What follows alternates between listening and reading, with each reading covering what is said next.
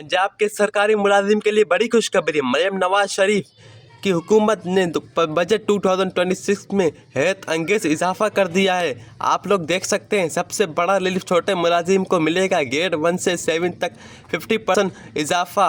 और वो बात यही नहीं ख़त्म होनी, ग्रेड 7 से 11 के मुलाजिम सरकारी के लिए भी 30% इजाफा किया गया है, जबकि ग्रेड 11 से 16 के दरमियान तबके के मुलाजिमों के लिए 12% इजाफा 15% इजाफा किया गया और ऑफिसर लेवल यानी ग्रेड 70 से 22 तक के सार्फिन के लिए 10% इजाफे का तजवीज़ दी गई है। पंजाब हुकूमत का दावा है कि ये कदम मेहनत कशों और गरीब तबके को बढ़ाने का रिलीफ देने के लिए उठाया गया है।